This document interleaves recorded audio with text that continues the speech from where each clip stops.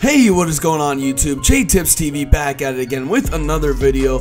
Before the video starts, guys, make sure to turn on your notifications and subscribe to the channel if you haven't already. And also leave a like, guys. Our like goal for today is 30 likes. I know it's a little bit higher than usual, but you guys have been absolutely killing that like button, so make sure to keep on hitting it. For Kiv to have to let what happened to him sink in. It's been festering. I'm sure he can't wait to get back on the field, and here's his first play.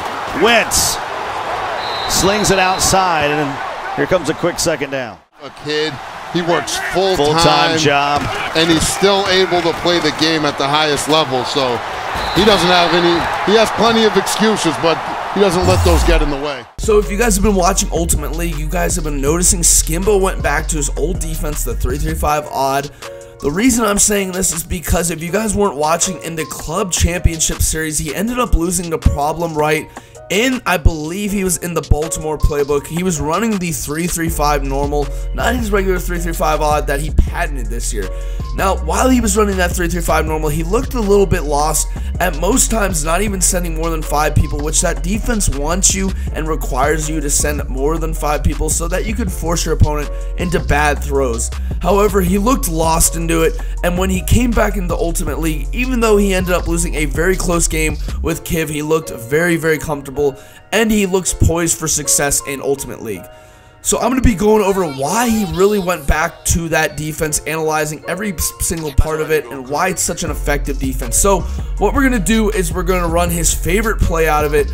It is the LB cross 3 show 2, and we're going to run a play where the running back is not blocking. This is just to show you guys that it comes in even when the running back is not blocking when he's on a route, so that you can force your opponent to block the running back. So guys, here is the play pre-snap. All he would do is baseline press, crash his D-line out, and shift them up. So basically he'd spread the D-line, he'd re-blitz this inside corner Coleman, move him a little bit closer to the left tackle, then you do whatever with Chancellor. I usually put him in a hook zone, he'd move Earl Thomas down in the box, and when you baseline press, you got to make sure you move Griffin back because he's not man-aligned over his guy. On the right side, you're going to see that our right corner, Richard Sherman is lined up over Smith, so you don't have to move him back.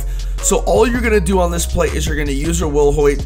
You can even hover over this left guard. Skimbo usually wouldn't do that, and he wouldn't contain on this blitz. Sometimes he would, but for the purpose of the video, we're not going to do that. So we are going to pass commit, hover over this left guard. You're going to see how fast this comes in. So right there, that linebacker screams. So pretty much now we're forcing our opponent to block a running back. So we are going to block a running back on this play. He'd still do the same setup, baseline press, and he'd make sure, sometimes he would even show blitz, because if you show blitz, Coleman comes closer, he's going to move Griffin back. We're going to put Chancellor in a mid-read, make sure he plays that part of the field, and we're going to hover over this gap. And sometimes he would even bluff blitz the A linebacker. Not all the time, sometimes he would, just to cause more confusion, and he would get constant pressure. Right there we get picked up, but it's not long before we end up getting a nice sack.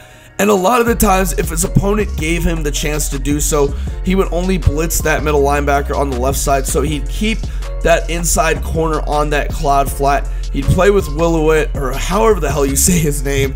He'd snap the ball, and you would just have to wait. You'd have to use her right here. We are waiting, and by the time he knows it, he's getting sacked. Now, you guys already saw how it comes in with a blocked running back. Even without a running back blocked, it screams if you don't block your running back. So he forces his opponents to block the running back, but we are only sending 4 here. We snap the ball. Okay, our pressure doesn't get there, but look at the coverage. You know, we have the outside contained. All you have to do is watch over the middle.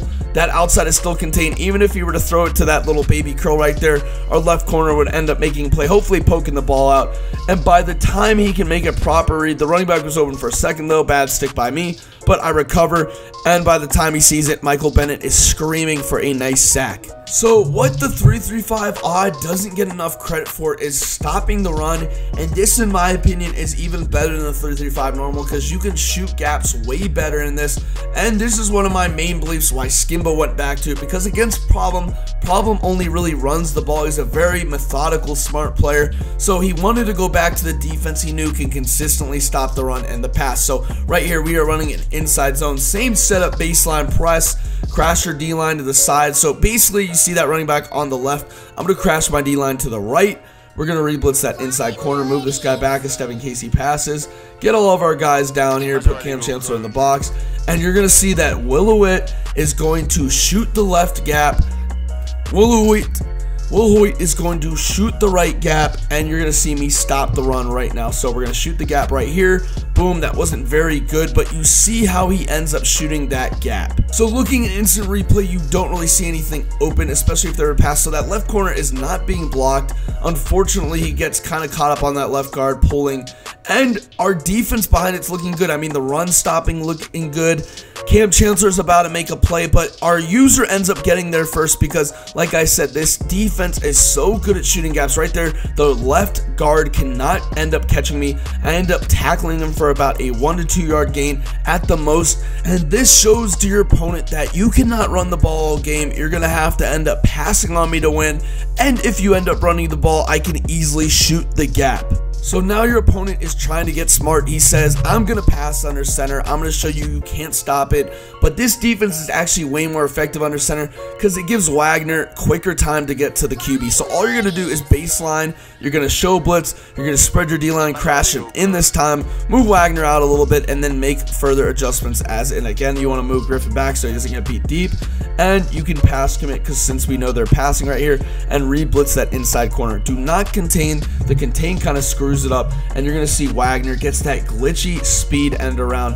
That is what we're looking for. We either want to loop or the pressure off the left side, and that is how you stop the pass under center. Skimbo was using that to his effect, to the point where a lot of opponents won't even pass under center or run the ball because that defense is just so well, and especially with all the adjustments he makes and the player personnel, he puts a lot of time and effort into it. It pretty much makes this defense one of the top 5 defenses in all of Madden. Now, I hope you guys enjoyed this defensive breakdown. If you want more videos like this, make sure to hit the sub button as well as turn our notifications on because I do post daily. Guys, I'm signing off, and as always, peace.